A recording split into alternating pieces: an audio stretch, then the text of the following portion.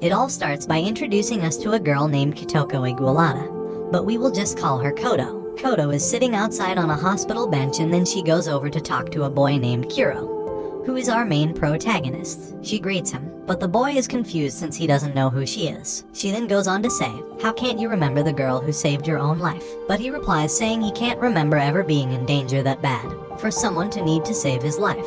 However, Kodo tells him that 2 years ago, at this hospital, he was walking through the corridors and some children passed by and accidentally pushed him.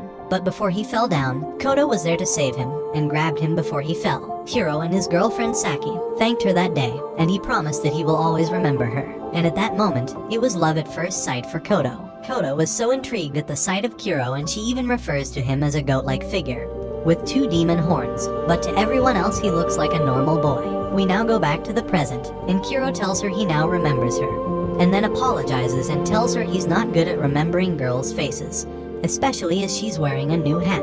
She then sits down beside him and reintroduces herself to make sure he will never forget her ever again. Kodo then proposes that they should start dating because she knew his relationship with his ex-girlfriend Saki had ended, and he was single, but she wants him to tell her the reason why they broke up. And that's when he tells her that one night while they were both walking past a river, a monster appeared, so he ran away leaving only his girlfriend, and this is the reason they broke up. But Kodo tells him this is a lie, and what really happened was the monster was actually the one who was afraid of Kuro, and his girlfriend was also now scared of him because she saw how frightened the monster was of Kuro, and it made her question who he really was. Kodo then goes on to explain that all the monsters know his true identity and find him terrifying from everyone else. So then Kuro asks Kodo who she really was, then she tells him she's the goddess of wisdom for all mythical creatures, monsters and spirits known as yokai. But Kuro doesn't believe her, so she convinces him by telling him to find the newspapers from 6 years ago, which tells the story of a girl who went missing but was later found without an eye and a leg.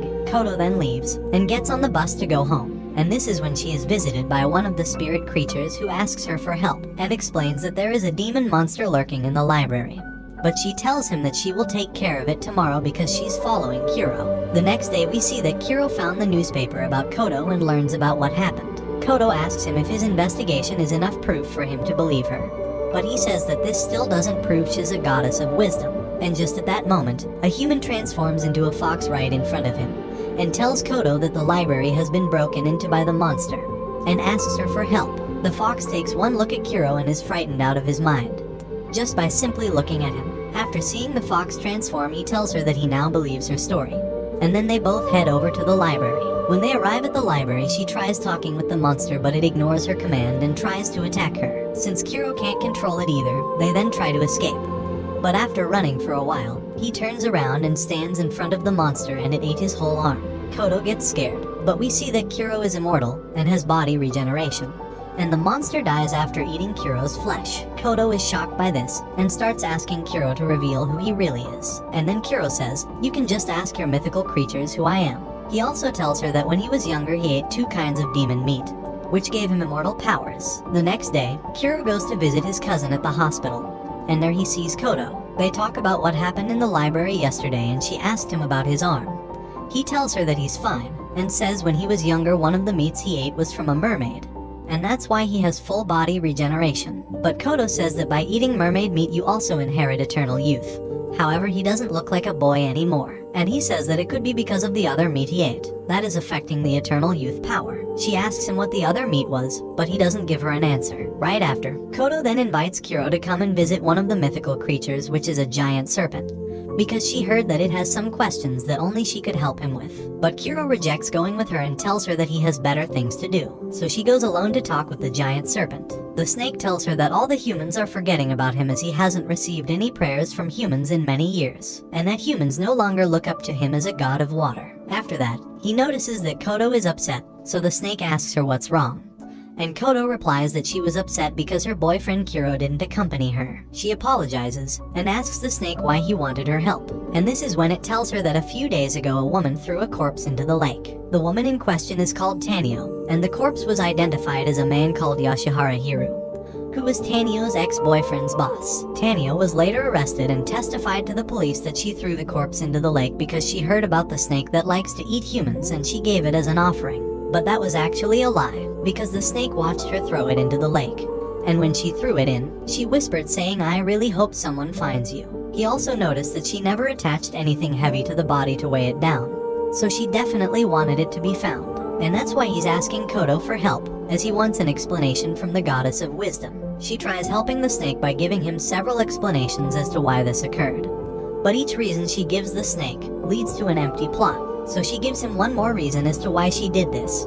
And she explains to the snake that it all started with her ex-boyfriend Machai, who died in the arms of another woman, and this woman was his co-worker. After Machai died, it was told that while he was working for Hiru, he played around with some numbers and embezzled a large sum of money to his account. He knew the boss would find out and he had nowhere to hide the money, and him and his co-worker were the only two people who knew about it, so they both agreed to die together in the bathtub.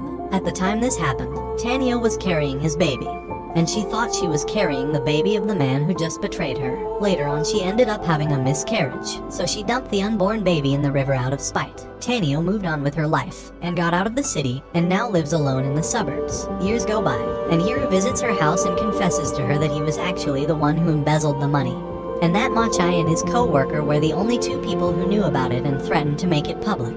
So he killed them both. After hearing his confession, she got her revenge on the boss, and then dumped his body in the river, hoping that the police would search the entire river, in the hopes that they would find her unborn baby she had with Machai. That's why she whispered saying she really hopes someone finds it.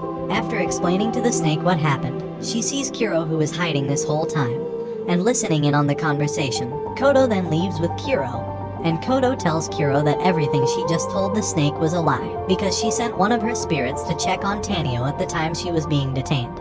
And the spirit heard her say the truth, and the real reason she did it was to see the snake eat the corpse. 2 years later, we see that Kuro's ex-girlfriend Saki is now a police officer. Saki and her partner discuss a recent case about a guy who crashed into the river while he was driving. Right after the incident, the guy told Saki he was distracted by a beautiful ghost.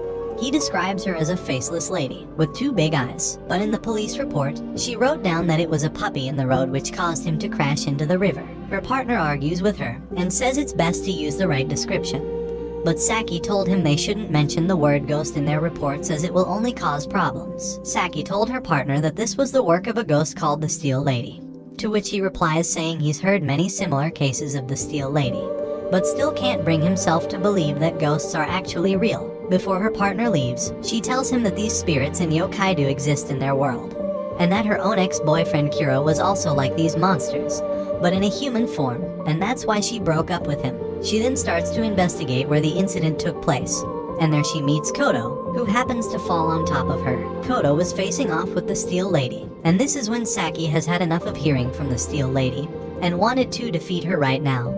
So she runs up to her and tries to fight the lady, but her arm went straight through her body. The Steel Lady then threw a metal beam at her and knocked her down. Kodo helps her and makes contact with the Steel Lady, and shortly after the ghost ran away. Saki asks Kodo why she was able to hit the ghost but she wasn't, and then she goes on to explain that she's not like other humans. Kodo explains to Saki that she needs to forget about everything that just happened and not to get the police involved as it will cause many problems.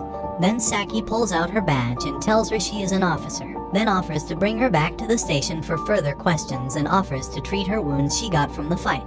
But after seeing her badge, she read the name and realized who it was, and was shocked that she just met Kuro's ex-girlfriend. She begins to express that if she knew who she was from the start, she wouldn't have saved her from the Steel Lady. Then Saki gets angry with her for being rude. They head over to Saki's apartment and Kodo tells her that her and Kuro are now dating and are happily in love. She shows Saki photos of them together, but after seeing the photos, she tells her that they shouldn't be together as he looks miserable and unhappy in all the photos. Kodo disagrees, but Saki says she would know since she was the one who dated him for over 4 years. Saki asks Kodo why Kuro wasn't there when she was facing off with the Steel Lady, and Kodo replies saying he disappeared around a week ago, and the last thing he did was text her saying to not go looking for him. Kodo leaves and uses a spirit in the form of a giant skeleton for transportation. Saki then starts to investigate more about the Steel Lady and who she was before she died. She found out the girl's real name is actually Karin Nanase. She was 18 at the time and wasn't doing too well in life, until one day, she got an important role as a leading actress and became a famous idol and was worshipped by many people that followed her. She continues searching and finds a website that talks about the idol.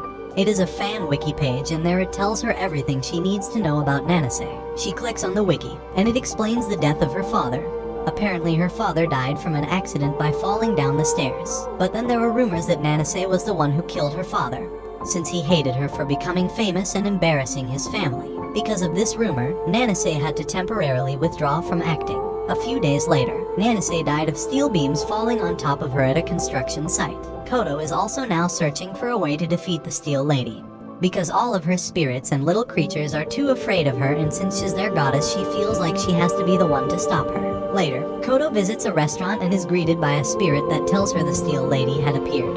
She arrives at the location and saw her fighting someone, and it was Kuro. Saki also arrives and the two of them are watching Kuro fight the Steel Lady. Kuro is losing the fight and takes a huge hit from the metal beam which kills Kuro, but he revives himself and came back to life and suddenly was able to predict all her attacks.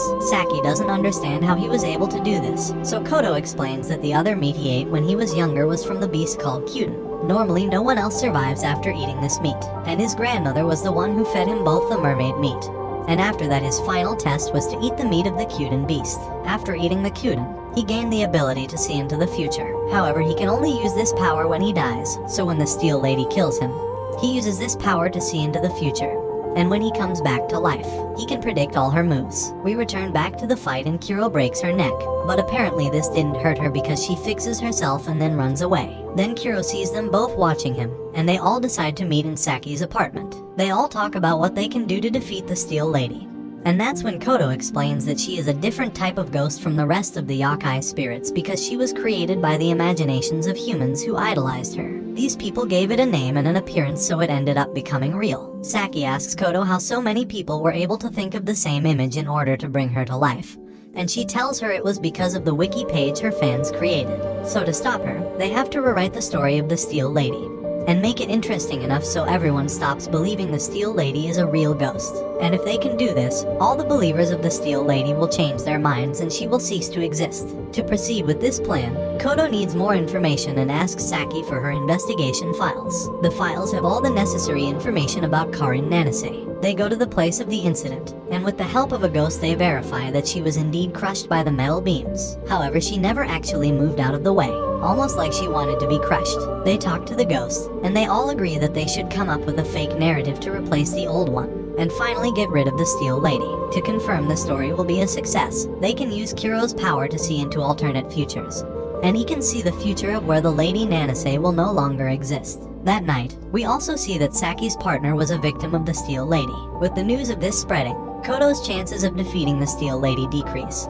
So she starts thinking fast to come up with a story to defeat the Steel Lady once and for all. After a few hours, she has 4 solutions to be able to get rid of the Steel Lady. But this leaves her very tired and she wants to sleep. So Saki and Kuro head out to get some food. She asks Kuro why he's dating Koto since she's not his type.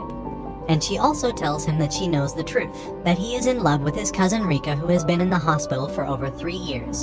And this is who Kuro regularly visits. They go to meet his cousin, but when they meet her, Saki was frightened just like the time she broke up with Kuro. Kuro explains to Saki that even though she's sick, she won't die because she has the same powers as him. And she also ate both of the demon meats. After Koto wakes up, she talks with Saki, who asks her if she knew about Rika having the same power as Kuro. She tells Saki that she knew about this and they start piecing together who she really is. Koto explains that after they discharged her from the hospital, she stayed with them for a few weeks. At first they didn't get along, but over time they became friends. While she was staying there, she noticed that Rika was always on the computer and also liked to create art. But one day, she suddenly left. She never realized up until now that she was the one who created the page of the Steel Lady, as she has the same painting style as the image shown on the wiki. But Koto could never imagine that she was the one behind this. She then realized that Kuro already knew about Rika being the creator of the Steel Lady, and that's why he was gone for over a week, because he went out to go find her. And that's why he told Koto not to go looking for him. This is why it's been so hard to defeat the Steel Lady, because Rika has been using her power to see the future, and she always finds the one where people believe in the Steel Lady the most. But each time she uses the power, she dies and comes back to life, making her body frail, as she's done this hundreds of times to keep the ghost alive. A yokai spirit visits Koto and told her she found the Steel Lady, and Koto says this will be the final night to defeat her. They will need Kuro to fight the Steel Lady while Saki and Koto write fake stories on the wiki page to try and convince the masses to stop believing in her. So she gets weaker and finally disappears. Rika is seen using her power, where she chooses a future where the Steel Lady will still exist. And Kuro is trying to do the opposite. Kodo tries to convince people on the site that the ghost isn't real, and that it's an actual person dressing up as the Steel Lady in order to get away with committing crime, because they know the police investigations will never lead toward the real culprit. However, she fails to convince the people on her theories, and they always contradict her arguments. She tries telling them many other reasons as to why she doesn't exist but fails. So this leads to her fourth and final story, where she tells the wiki that Karin Nanase is actually still alive, and she wanted to find a way to get out of the spotlight due to all of the rumors about her killing her father, which led to her being abandoned by the rest of her family and her sister, and she wanted a fresh start.